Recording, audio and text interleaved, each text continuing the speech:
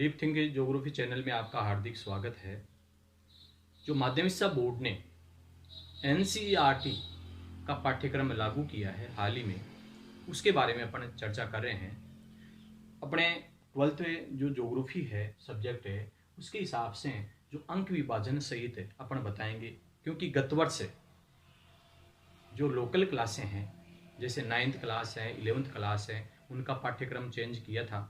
अब की बार जो बोर्ड कक्षाएं हैं 10th और 12th है, उसका पाठ्यक्रम एनसीईआरटी के तहत रखा है। उसके बारे में अपन चर्चा करेंगे। जैसे अपने 12th के अंदर कुछ 2 किताबें चलती हैं और 2 किताबों में फर्स्ट किताब और सेकंड किताब, उनके बारे में भी जिक्र करेंगे अपने। जिनमें पहली जो किताब है आपके मानव भूगोल के मूलभूत सिद्धांत नामक एक पुस्तक है, जिनमें मानव भूगोल से संबंधित चीज़ें आती है और पूरी दुनिया के बारे में अपन उसको जानकारी प्रदान करते हैं। इसके अलावा दूसरी है आपके भारत, लोग और अर्थव्यवस्था के बारे में, भारत के बारे में जानकारी हमारे को मिलेगी।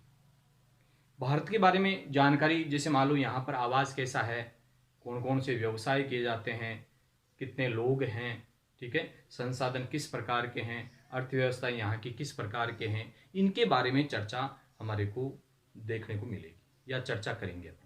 ठीक है, पहले जो किताब है आपके मानव भूगोल के मूलभूत सिद्धांत है, उसके अंदर जो चैप्टर है आपके वो है 10 चैप्टर हैं। 10 चैप्टर के अंदर है जो पहली है आपके मानव भूगोल है, प्रकृति एवं विषय क्षेत्र के बारे में जानकारी अपन करेंगे। दूसरे नंबर का जो लेसन है वो है आपके विश्व जनसंख्या वितरण, घनत्व और वृद्धि, कि भाई पूरी दुनिया के अंदर कितनी जनसंख्या है, घनत्व वहाँ का कितना है, जनसंख्या वृद्धि किस प्रकार से हो रही है, ठीक है, उसके बारे में जानकारी लेंगे। वहाँ का वितरण कैसा है, पूरी दुनिया के अंदर जो जनसंख्या का वितरण है वो किस प्रकार से है, उसके संबंध में अपन जानकारी लेंगे। तीसरा जो लेसन है आपके वो है आपके जनसंख्या संगठन के बारे में, कि जनसंख्या का जो संगठन है वो किस प्रकार से है। चौथे नंबर का है मानव विकास है। 5वें नंबर का प्राथमिक क्रियाएं हैं। 6ठे नंबर का है द्वितीय क्रियाएं हैं। 7वें नंबर का है तृतीयक और चतुर्थिक क्रियाकलाप के अंतर्गत आता है, क्योंकि विश्व के अंदर कई प्रकार के व्यवसाय किए जाते हैं, उसके संबंध में, ठीक है, जानकारी हमको मिलेगी। जैसे प्राथमिक है, द्वितीयक है, तृतीयक है, चतुर्थ है, पंचम है, इस प्रकार के व्यवसाय के बारे में जानकारी प्रदान करते हैं ये। 8वें नंबर का है परिवहन व संचार का माध्यम, कि भाई परिवहन का माध्यम कैसा है, संचार का साधन कैसा है, ठीक है, उनके बारे में चर्चा देखने को मिलेगी। इसके अलावा प्राथमिक व्यवसाय क्रियाएं, द्वितीय क्रियाएं, तृतीयक व चतुर्थ क्रियाओं के बारे में जानकारी मिलेगी, अर्थात प्राथमिक, द्वितीयक, तृतीयक, चतुर्थ और पंचम व्यवसाय के बारे में जानकारी मिलेगी, कि भाई विश्व के संदर्भ में कौन कौन से व्यवसाय किए जाते हैं, उसके संबंध में अपन को जानकारी मिलेगी। इसके अलावा परिवहन व संचार के साधनों के बारे में भी जानकारी मिलेगी। 9वें नंबर का है आपके 9वां चैप्टर है अंतर्राष्ट्रीय व्यापार के संबंध में है, कि अंतर्राष्ट्रीय व्यापार किस प्रकार का है, ठीक है। 10वें नंबर का है मानव बस्ती। और एक लास्ट जो टॉपिक है अलग से, कि भाई यहाँ पर जो जितने भी अपन ने लेसन पढ़े उनमें वर्ल्ड लेवल का एक नक्शा आएगा, विश्व लेवल का एक नक्शा आएगा। मानचित्र के बारे में हमारे को जानकारी होनी चाहिए, कि भाई इनमें जैसे प्राथमिक व्यवसाय, द्वितीयक व्यवसाय, तृतीयक व्यवसाय, संग्रहण का क्षेत्र कहाँ पर है, कहाँ पर जहाँ जनसंख्या ज्यादा है, कहाँ पर कम है, ठीक है, उनके संबंध में पूरी जानकारी इसमें दी जाएगी। तो भूगोल विषय के अंदर मानचित्र का अपना बहुत अच्छा महत्व है, मानचित्र के बारे में जानकारी होनी चाहिए। दूसरा जो आपके पुस्तक है वो है भारत, लोग और अर्थव्यवस्था के बारे में, और उसके अंदर है 12 चैप्टर है आपके, 12 लेसन है, ठीक है। 12 लेसन में जो पहला लेसन है आपके जनसंख्या वितरण, घनत्व, वृद्धि और संगठन के बारे में। जैसे मान लो यहाँ पर है पूरी दुनिया के बारे में, जनसंख्या के संबंध में अपन जानकारी ले रहे हैं, तो यहाँ पर है अपने केवल भारत के संदर्भ में जानकारी लेंगे। इसके अलावा प्रवास है, प्रवास के प्रकार, कारण और परिणाम, जो माइग्रेशन का कार्य जो करते हैं उसके संबंध में, उसके प्रकार कौन कौन से हैं, ठीक है, उसका कारण क्या है, उसका परिणाम क्या निकलता है, उसके संबंध में अपन को जानकारी मिलेगी। इसके अलावा मानव विकास के कार्य क्या क्या है, मानव विकास के संबंध में, मानव डेवलपमेंट किस प्रकार से हो रहा है, मानव बस्तियां किस प्रकार से हैं, सघन है, प्रकीर्ण है, किस प्रकार से है, एकाकी है, कैसी है। भू संसाधन कृषि के संबंध में जानकारी हमारे को दी जाएगी। 6ठा अध्याय है आपके जल संसाधन के बारे में। 7वां लेसन आएगा खनिज एवं ऊर्जा संसाधन के बारे में। 8वां लेसन है निर्माण उद्योग के बारे में। 9वां लेसन है नियोजन व सतत पोषणीय विकास, सस्टेनेबल डेवलपमेंट के बारे में। 10वें नंबर का है परिवहन व संचार के साधन के रूप में, जो आपके फर्स्ट बुक है उसके अंदर भी आता है ये। 11वें नंबर का है अंतर्राष्ट्रीय व्यापार, इसमें भारत के संबंध में व्यापार है, इसमें अंतर्राष्ट्रीय लेवल के इंटरनेशनल लेवल का है। भौगोलिक परिप्रेक्ष्य में चयनित कुछ मुद्दे व समस्याएं, ये 12वां चैप्टर है। और सभी का जो मानचित्र है वो आएगा भारत का मानचित्र। भारत के संदर्भ में अपन पढ़ रहे हैं, इसका मतलब भारत के संबंध में कुछ मानचित्र अपन को बनना पड़ेगा। माध्यमिक शिक्षा बोर्ड की जो एग्जाम लगेगी उसके अंदर मानचित्र 2 नंबर का आएगा, इसमें भी और इसमें भी 2 नंबर का आएगा। मतलब दोनों, मतलब विश्व का मानचित्र भी आएगा और भारत का मानचित्र भी आएगा। इस प्रकार से करने का मतलब ये अपना सिलेबस नया है जो अभी वर्तमान में है, ठीक है। अब इनके अंदर अपन देखें कि भाई मानव भूगोल के मूलभूत सिद्धांत के अंदर है कुछ इकाइयां बनी हुई है। कुछ क्या है? इकाइयां बनी हुई है। इकाई के अंदर अगर देखें तो जैसे पहला है, ये इकाई नंबर 1 है।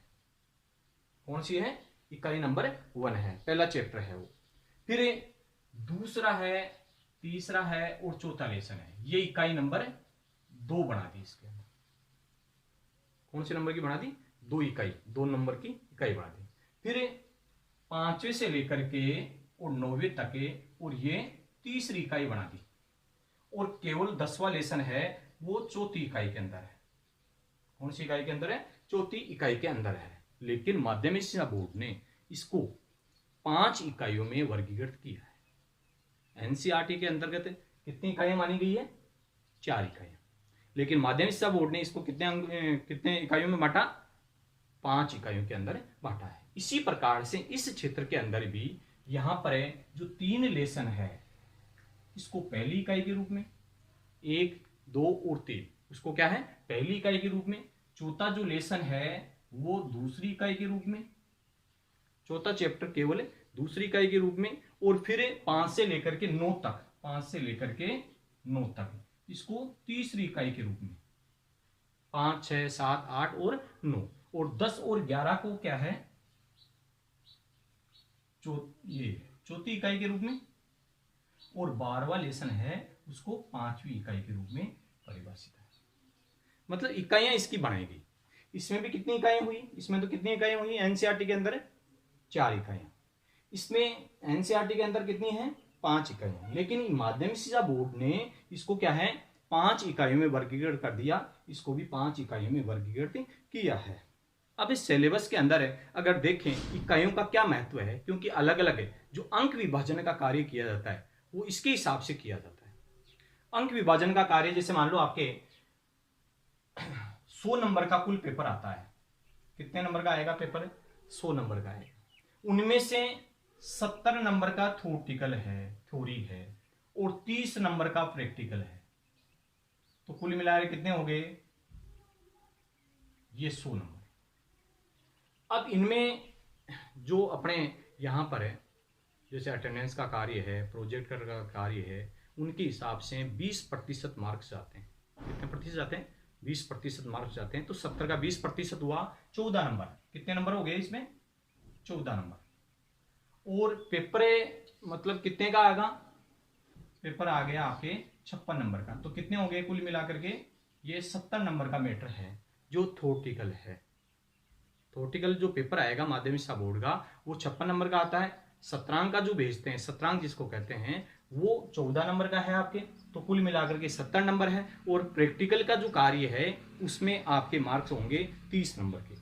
कितने नंबर के होंगे? 30 नंबर के होंगे। तो कुल मिलाकर के आपके 100 नंबर का पेपर होगा, और 100 में से 70 थ्योरेटिकल होगा और 30 प्रैक्टिकल का कार्य किया जाएगा। अब इनके हिसाब से मतलब ये जो क्षेत्र है उनमें भी क्या है? अलग अलग है। ये बांटा गया है कि भाई कितना था अंक विभाजन का कार्य किया गया है, भाई कौन सी इकाई कितने नंबर की है, कौन सी इकाई कितने नंबर की। जैसे आपके पहला जो है आपके ये है, ये आपके 2 नंबर का है। कितने नंबर का है? 2 नंबर का है। ये आपके 2, 3 और 4, ये 3 लेसन है। ये 3 लेसन है वो 4 नंबर का है। कितने नंबर का है? ये 4 नंबर का कार्य है। कितने नंबर का है? 4 नंबर का कार्य है। लेकिन इसके अंदर देखो ये इतने 5, 6, 7 और 8 और 9 ये दिए हुए थे। इनमें भी क्या है? अलग अलग ये बांट लेते हैं ये 3 लेसन है, 3 लेसन में ये 4 नंबर का है। कितने नंबर का है? सॉरी, ये 8 नंबर का है। कितने नंबर का है ये? 8 नंबर का है। कौन कौन से लेसन है? प्राथमिक क्रियाएं, द्वितीय क्रियाएं और तृतीय क्रियाएं और चतुर्थ क्रियाएं। ये तीनों मिल करके, चारों मिल करके और ये बनाते हैं 8 नंबर। कितने नंबर है? 8 नंबर है। मतलब इकाई नंबर कौन सी आ गई? ये तीसरे नंबर की इकाई होगी। और एक चौथी इकाई और बांट ली इसके अंदर, ये चौथी इकाई, और ये भी 8 नंबर की है।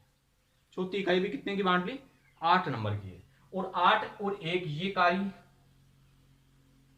ये 4 नंबर का है, और ये 2 नंबर का है। तो ऐसे कुल मिलाकर के नंबर होंगे 28। कितने नंबर आ जाएंगे? इसके आ जाएंगे 28 नंबर। 28 नंबर का कार्य होगा। ठीक है। जैसे पहली इकाई है, पहली इकाई 2 नंबर की है। फिर दूसरी इकाई की अगर देखें, दूसरा लेसन, तीसरा लेसन और चौथा लेसन मिलकर के दूसरी इकाई बनाई गई है, और वो 4 नंबर की है। और तीसरी इकाई है वो प्राथमिक, द्वितीय के तृतीय चतुर्थ क्रियाकलाप है। वो 3 लेसन मिलकर के वो 8 नंबर के हैं। और फिर परिवहन और संचार के साधन है, अंतर्राष्ट्रीय व्यापार है, ये दोनों मिलकर के 8 नंबर के हैं। क्योंकि यहाँ पर माध्यमिक शिक्षा बोर्ड ने क्या है, मैंने बताया आपको, माध्यमिक शिक्षा बोर्ड ने 5 इकाइयों में वर्गीकृत कर दिया। वैसे एनसीईआरटी के अंतर्गत अगर देखें तो 4 इकाइयां हैं। कितनी इकाइयां हैं? 4 इकाइयां। लेकिन यहाँ पर कितनी है इकाइयां? 5 हैं। ठीक है ना। यहाँ पर डिवाइड कर लेते हैं। ये 3 लेसन अलग दे दिए, ठीक है, और ये 2 लेसन है का अलग हो गया। तो ये कौन सी इकाई हो गई? चौथी इकाई। और ये कौन सी हो गई? 5वीं इकाई। ये 5वीं इकाई हो गई। तो ये चौथी इकाई है वो परिवहन, संचार और अंतर्राष्ट्रीय व्यापार की 8 नंबर का है। और 10वें नंबर का जो लेसन है आपके अर्थात 5वीं इकाई है वो मानव बस्ती का है। और मानचित्र का कार्य है, मानचित्र का कार्य है वो 2 नंबर का है। कितने नंबर का है? 2 नंबर का है। ठीक है। इसके बाद में इसी प्रकार से ये देखें, सेकंड जो किताब है आपके वो है भारत, लोग और अर्थव्यवस्था। भारत, लोग और अर्थव्यवस्था, उनका भी अलग अलग डिवाइड किया गया है। जैसे मान लो ये 3 लेसन है, ये तीनों लेसन है वो 4 अंकों का है। कितने अंकों का है वो? 4 अंकों का। मतलब है सेकंड जो बुक है भारत, लोग और अर्थव्यवस्था है वो कितने अंकों का है? 4 नंबरों का है। 4 नंबर का। ठीक है। इसके अलावा मानव बस्ती है, मतलब एक लेसन है वो 4 नंबर का है। कितने नंबर का है? 4 नंबर का है। इसके अलावा अगर देखें तो 5 से लेकर के 9 तक जो था आपके, ठीक है, 5 से लेकर के 9 तक था, ये आपके 9 नंबर का है, 9 अंकों का है। कितने अंकों का है? 9 अंकों का है ये। ठीक है। इसके अलावा 10वां और 11वें नंबर का है वो है 5 अंकों का। कितने अंकों का है?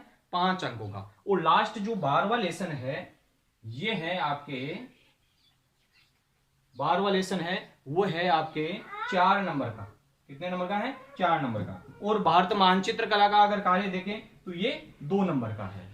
तो ऐसे करने का मतलब ये सेकंड किताब का जो सिलेबस है उसको 5 इकाइयों में बांटा गया है।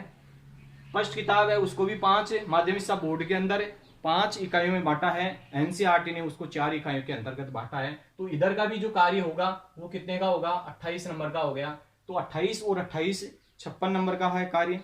56 प्लस 14 जो आपके 17 के भेजते हैं वो 14 नंबर।